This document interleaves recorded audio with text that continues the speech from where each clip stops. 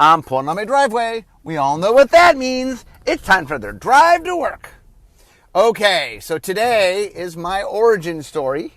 I often, when I talk about getting my job at Wizards, usually the short version is I was up at Wizards because I was freelancing. I said to Mike Davis, who was the head of R&D at the time, I'd be willing to move up here, and he said, when can you start? That's the story I tell. And all that is true, but there's a lot more to it. So today I thought I would sort of walk through the elongated version of how I got to work at Wizards in my early day at Wizards, because it's a lot more complicated than that. I think sometimes when you want to make a pithy story, you tell the abbreviated version, but I thought today I would tell the non-abbreviated version. Okay, so just a little context before we get to that scene with Mike Davis. So basically what happened was Magic comes out in, July, August of 1993. It was I guess August is when it first came out to be purchased at Gen Con. So let's say August of 1993. Anyway, I was working at a game store part-time. My writing was in a rough spot, and I was just going stir crazy. So I started working at the Gamekeeper was the name. Wizards would later buy them.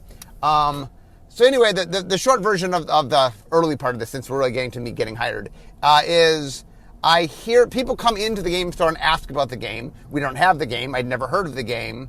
I then managed to see it at Comic-Con.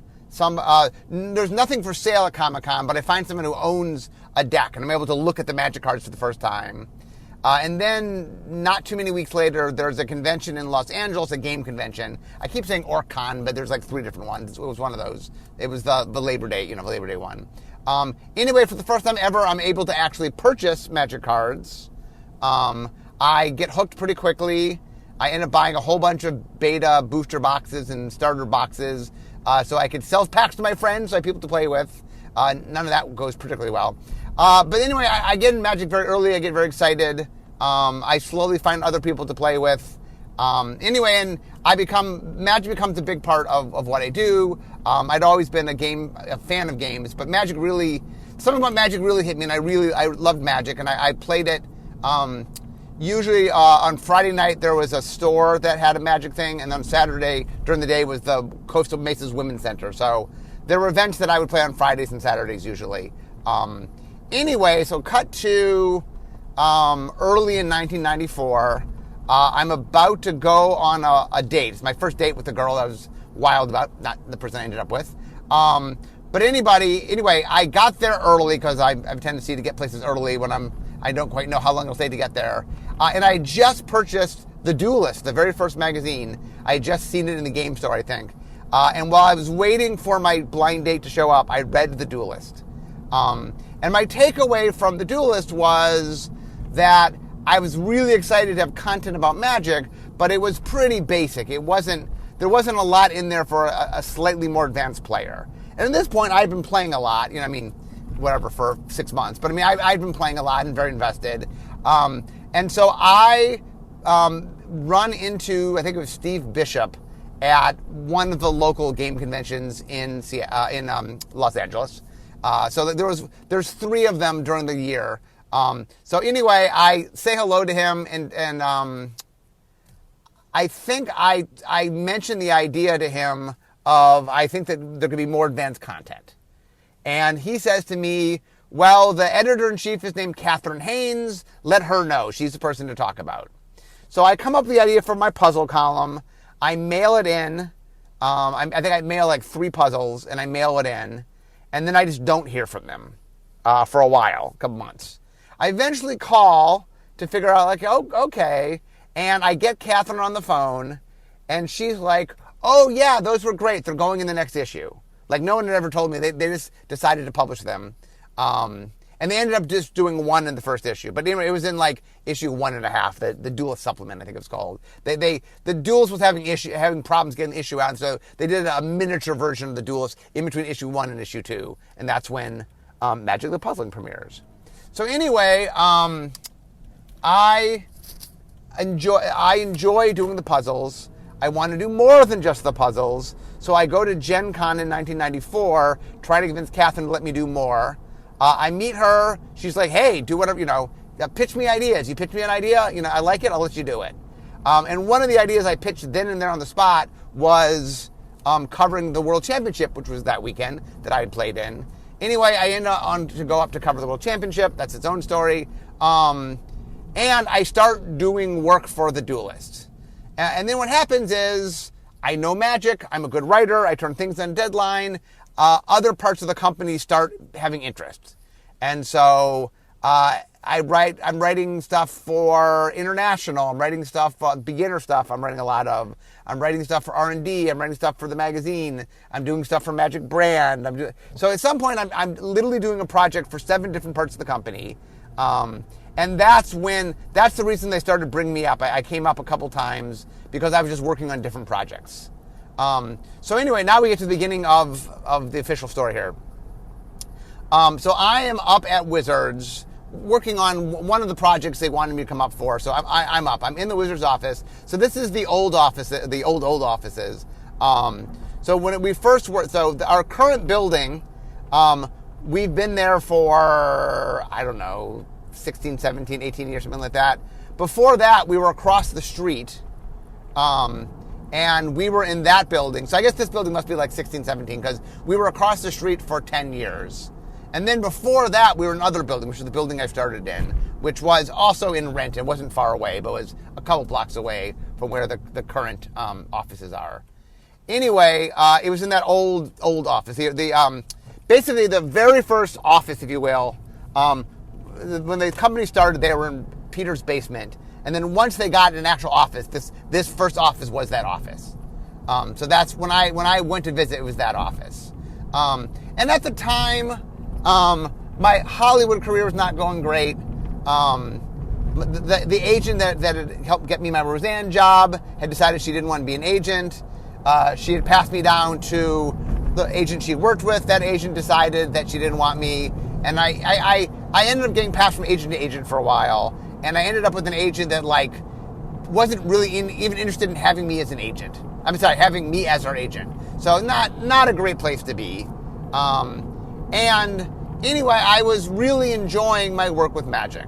And so when I was up, I think what happened was that there was talk about how they were hiring people because Magic was just going through. So this is, we're talking 95. So we're talking, the spring of 95 maybe, spring or early summer of 1995.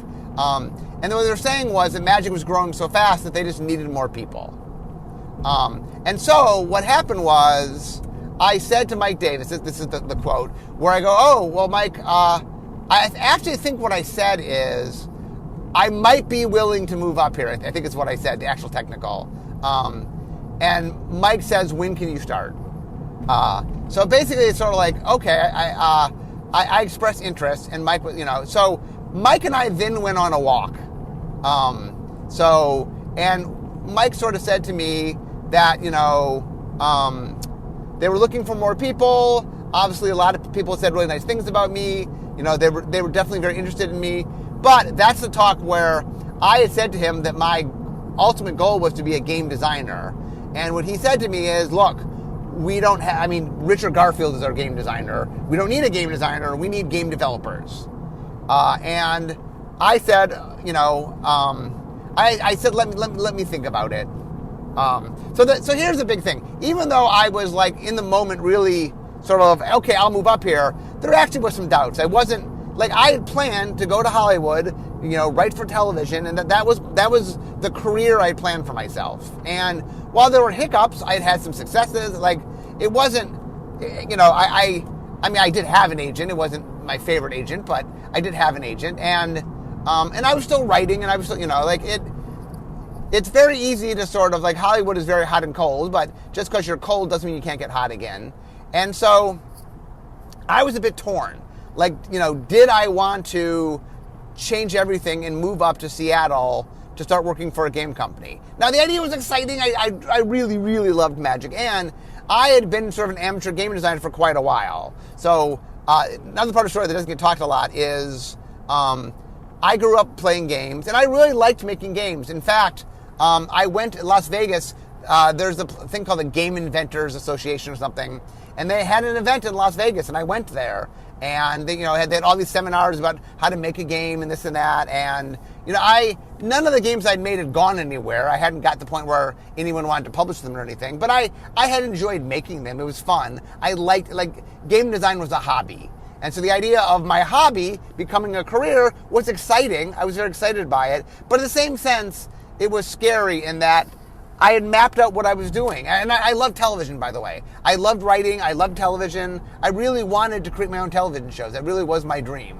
So part of this whole thing was, switching up your dream, if you will. It's not that the new thing didn't sound exciting, but it meant giving up something that I really had dedicated a lot of time and energy to. And was that okay? Did I want to do that? So I was a bit torn. I know in my sort of short version of the story, it's I knew I wanted it and boom. But the actual answer was I was not sure. So I went and talked to my friends. And what happened was my friends kind of fell into two categories.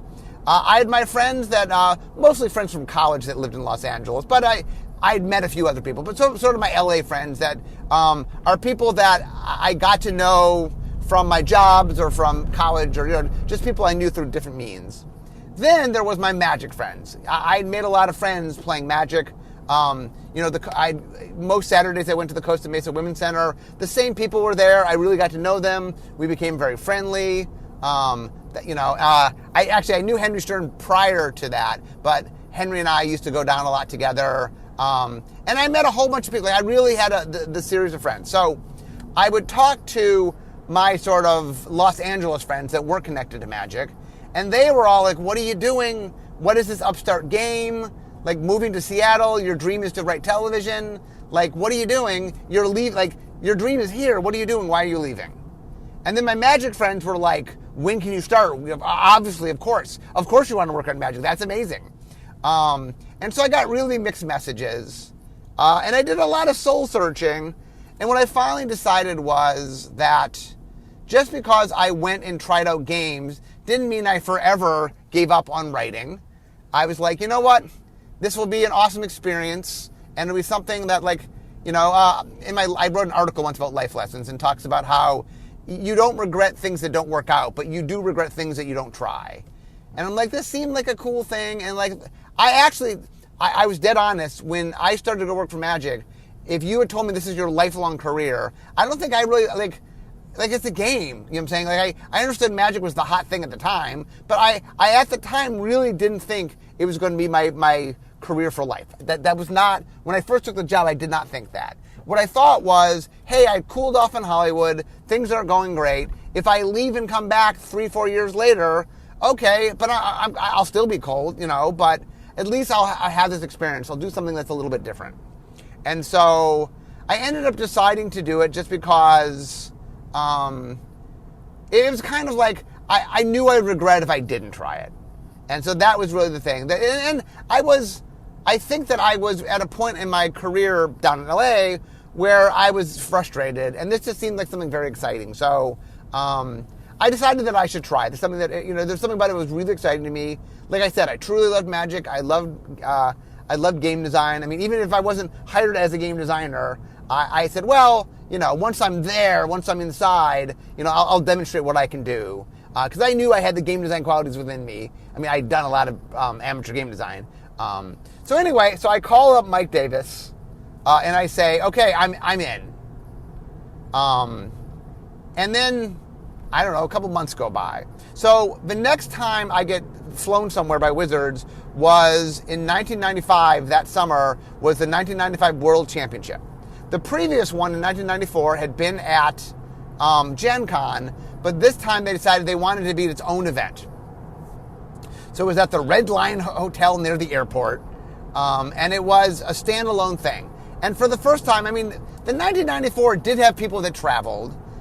In fact, in the top four, 3 of the top 4 were from Europe. So there were definitely, there had been some nationals in 1994. Obviously, the U.S. had nationals. Bo Bell won. But there was, I think, a French nationals and a Belgian nationals, I think. Maybe there were 1 or 2 more that I'm not remembering. But anyway, this year there were I think 18 countries sent teams. So I might be off by a little bit, but around 18. And it was a big deal. Like, we were the whole event, and they brought me up. So what had happened was, when I started writing for the Duelist, because I needed advanced information because I was doing puzzles on cards that weren't out yet. I wasn't allowed to compete in events. So I started running events. So I started judging. And so, I don't know. I'm not sure exactly how I got flown there, but I got flown there. And I judged the event. So I was one of the judges they brought in. In fact, I don't know if you've ever seen pictures of the event, but on the finals, on the stage, the final day, I was the spotter on the stage. I was the person talking to the director, sort of telling them where to go and what to do. And that would be kind of the precursor of me getting very involved into doing the video. But anyway, separate. Once again, another story. And when I'm there, I get to see Mike Davis because everybody from Wizards is there. And I'm like, hey, Mike, what's going on? I said yes months ago. And he says, well, so here's what's going on. Once it became known that you were interested in working, that you were willing to work at Wizards, obviously R&D was interested, but also the Duelist was interested, and Magic Brand team was interested, because I had worked with all those teams during my freelance time.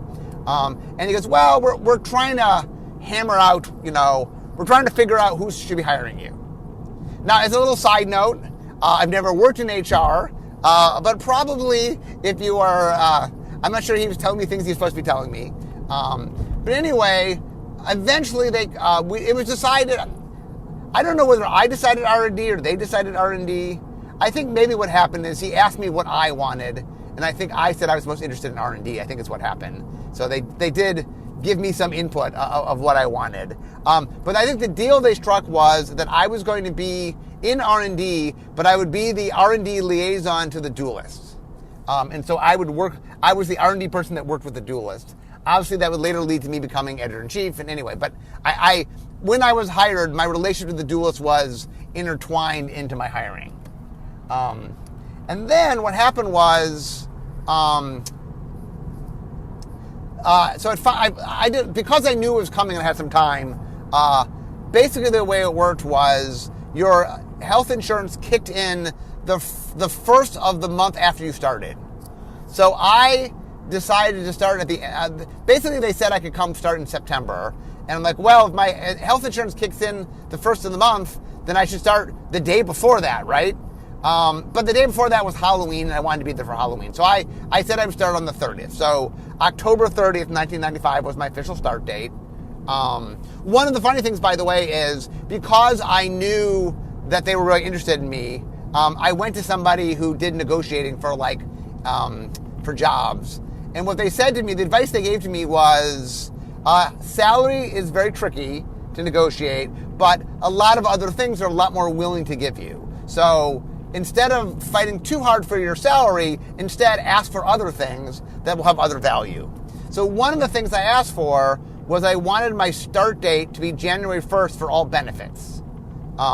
And that ended up proving to be very valuable for me because we later got stock. And anyway, a cool choice. But anyway, the only way they knew how to do that was in their computer, their HR computer, they just put my start date as January 1st.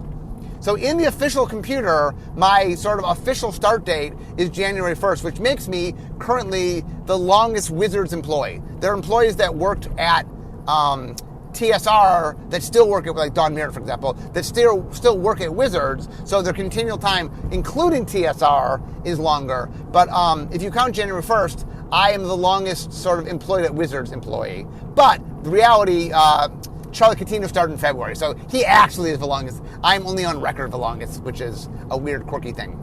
Anyway, so I started on October 30th. So I get there, and it turns out that they don't have a desk for me. And the reason they don't have a desk for me is we're going to be moving to the new site, that are now our old site, any day. And so the last desk, Bill Rose, who had started 3 weeks before me, and he was good friends with Joel Mick, who worked there. Joel Mick was the head designer, I think, at the time. Anyway, Joel had saved a desk for Bill. And so when I started, and then shortly after me, William Jocka started, there was no desk for me or William. So what they said is, look, we're moving any day now. It's just we're not going to move everybody around for for a week. So when anybody's not there, you had to sign in for I could sit down at anybody's desk, sign in as me, and then I'd reach my stuff on the computer. And so they're like, well, just use anybody's desk when they're not using it. So I was a little bit of a desk nomad. Now the interesting thing was, any day now ended up being about 2 months that we didn't end up moving. Well, I guess we moved sometime in December, so maybe 6 weeks, maybe. So I sort of had no desk for a while. And then finally we got to the new office, and I had a desk, but I had no chair for like a week. So I always joked that I needed to be more specific when I said I needed a desk. So anyway, so I get officially hired. They say yes. So they paid for moving.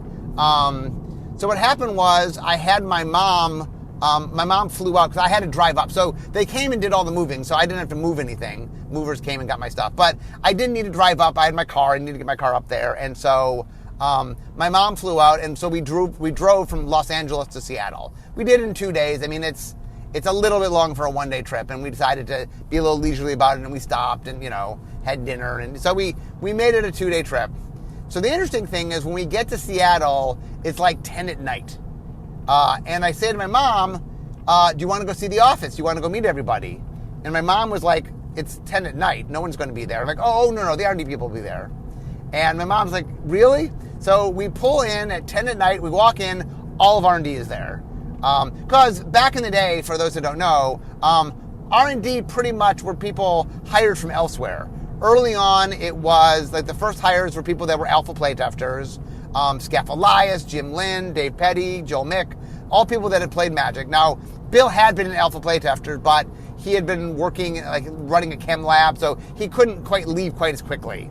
But anyway, the second wave, which was me and Bill and William Jockish and Mike Elliott and a little bit later Henry Stern, were all people that, other than Bill, that they had met, who had shown interest in Magic, that had, that they'd been impressed by. And so the next wave for people that didn't start on Magic, but had become, into Magic very early on, and then had met somebody from R&D, basically is how it worked. Like, I think Mike had met Joel down at a convention in Arizona, I think.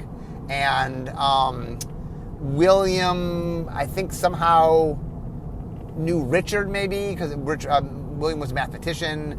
Anyway, different connections. People knew people. I got in through my, freelancing through the Duelist and stuff. So anyway, we get in, and they're there. So one of the things about early Magic was this crew, our friends were each other, and we were all really into gaming. So we would work basically every night, and then we would, at nighttime we'd play games. Usually we would all go out to dinner together. One of the stories is when I first started dating Laura, she was over at my place, and she went to the refrigerator because she was hungry, and she opened it up, and it was literally empty. There was nothing in my refrigerator.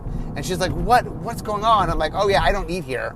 Because at the time, R&D would go out for lunch and go out for dinner, and so every meal was out. Probably not the healthiest for me. But anyway, so early on, the early life of R&D was we just spent all our time together. Now, at night, we do. I've had podcasts talking about this. Like, some of the time we play games. Richard would introduce us to all sorts of games, German games, lots of different games we'd never played.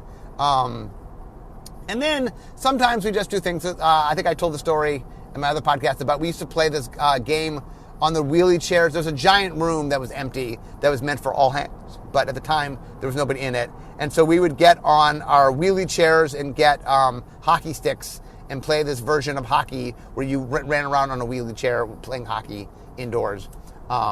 Anyway, we would do a lot of fun stuff like that. Okay, so the ending of my story, because I'm not too far from work, is so I get there and I really, really am having a great time. I've been a little bit hesitant, but I really am embracing and having a fun time. And I'm working on Magic, and I'm working on other things too, just because back in the day, Wizards, there was a lot more games being made than just Magic. And I was working a lot. I mean, Magic was my priority, and most of my time was on Magic, but I was working on other things as well. Anyway, So I started in October. So in the middle of December, I believe, it was on a Wednesday because we call it Black Wednesday. So at the time, the Wizards had been divided into two teams. Basically, I think they called like Team 1 and Team 2. So Team 1 was Magic, and Team 2 was not Magic. So we made a bunch of role-playing games. We did a whole bunch of things at the time. Role-playing was probably the biggest thing of it. But we did Magic and a bunch of things that weren't Magic. Because before Wizards was the Magic company, it was a role-playing game company. So they made, Talislanta, and they made a bunch of different things. So anyway, there was a meeting, and then we were divided into our groups. There was a Type 1 group meeting and a Type 2 group meeting. Our meeting was basically them explaining that there was going to be some layoffs and that Wizards had decided to get out of the role-playing business. Obviously, years later, it would buy Dungeons & Dragons and get back into it. But so mostly what was happening was the vast majority of the company that wasn't Magic, most of the departments weren't Magic, were shutting down. What happened in the other meeting was that was the Group 2 meeting. Now, Catherine Haynes, who ran The Duelist, didn't get along with the main guy that ran Magic, so she convinced him to put her group into Group 2. So Group 2 was non-Magic plus the Duelist people. So when they made the announcement in the other room, it's sort of like, we've really bad news, this entire group is getting laid off. Except the Duelist people. And Catherine said it was like one of the most uncomfortable things she's ever experienced in her life. But anyway, so there's this massive layoffs. And it was very scary because 6 weeks earlier, I'd left everything to start working at Wizards. Now it turns out that Magic was, no one was cutting anything in Magic. Magic was doing just fine. But it was really scary. You know what I'm saying? Like it was when I first got hired. Within 6 weeks, right before 1995 was even over, half the company, or a good chunk of the company, I'm not sure exact numbers, but a good chunk of the company got let go, and it was definitely rough. And I think what had happened was Bill and William and I got hired in October, and then Mike Elliott got hired in January of 1996. And then the four of us, for a good chunk of time, like we were the Magic team. There were other members of R&D. Mostly they were working on other things. Each of them contributed somewhat to Magic. And obviously after the layoffs, they did a little bit more on Magic. Although the one thing we were still doing was we were making other games, not role-playing games, but we were making the Great Del Moody type stuff. We're still making some of that. And we were working on other trading card games. Early on there was, it was called Jihad originally, and then Vampire the Eternal Struggle, and then Battletech, and there are a bunch of trading card games. So we were still making trading card games, and we were still making some board games. But anyway, Bill and William and Mike and I were kind of like the four Magic people. And we were the development teams for every Magic set for a while. So starting with Mirage, the four of us were so we did Mirage, we did, what was after Mirage, was Visions, we did Weatherlight, we did Tempest. Starting, Henry Stern would get hired the following summer. And so in 96? Anyway, Henry got hired a little bit later, and then for a while, the five of us were the team. So that was kind of early Magic. I did do a whole podcast on, I did a podcast on Wave 1, which was Scaff and Jim and people, and then I did a podcast on Wave 2, which was me and William and Mike and stuff, and Bill. And anyway, there's the old podcast. I did a bunch of R&D podcasts way back in the day. But anyway, that was my experience. That was my early Magic. And so one of the reasons I wanted to sort of give the longer version of the story is I think sometimes I make it sound as if there was no drama or everything went smoothly, or if, and it turns out there was a lot of moving pieces and a lot going on.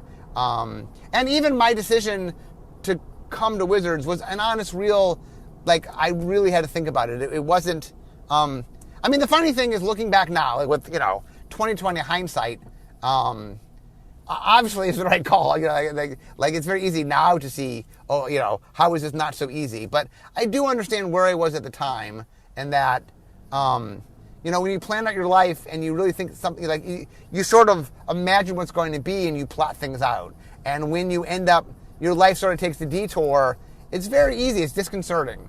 And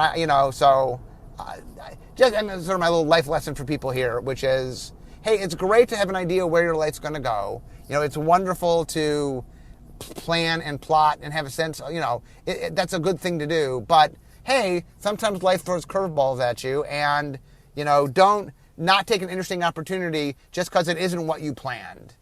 And that was fundamentally, I think actually, once again, I did a article on life lessons. I've done a couple of them. But one of the life lessons talked about this lesson where, I was really torn, and that I kind of leaned into the idea of let's try this. Let's give this a shot. That if it turned, like, if I had gone to Wizards and, maybe magic had been a little more flash in the pan and I worked there for a couple of years and then, okay, that's it, that job's done, and I went back to LA, then, okay, I would have tried to get back into writing and stuff. And, that could have been a fun experience of my life, and it could have been this little thing that just sort of something that I did, something that shaped me, right? And also, it could be this lifelong thing, which is what it turned out to be. So, it is funny looking back of, once again, the fact that I would meet the woman I would fall in love with and, and just have the job that I have and become head designer, I often think back to the walk with Mike Davis, where Mike Davis is like, we don't need game designers. Do you want to be a game developer? It very easy for me to go, no, game designer, nothing. It's funny. Anyway, so that, my friends, is my origin story, how I came to work at Wizards, sort of the long evolved version of it. Anyway, I hope you guys enjoyed it. Like I said, it's fun looking back and thinking about the early days. It really, for example, when I say that magic was the four of us, it's not that other people didn't, lend a hand. If you were an R&D, yeah, you did a little bit of magic. But as far as there were full-time, there were 4 people in R&D. Now, there were other people full-time because Studio X is not just R&D, not just design development, but, editing and production and layout and lots of different departments. So there were definitely dedicated people back in the day. But, if I counted all the people that were full-time magic back in the day, that made magic, it was a handful. It was not, it was 30, 40 people maybe that were full-time. And now Studio X is hundreds of people. And that's just tabletop magic. That's not even digital magic, So it is very interesting sometimes. One of the things that happens is we'll have all hands or something, and someone will say, just 5 years ago, it was like this. And I go, well, 27 years ago, it was this. So it's funny to see how far things have come. But anyway, guys, I'm literally parking in the parking lot. So I hope today's story was interesting for you. It was fun sort of going back and reminiscing. But as I'm here, we all know what that means. It means it's the end of my drive to work. So instead of talking magic, it's time for me to be making magic. I'll see you guys next time. Bye-bye.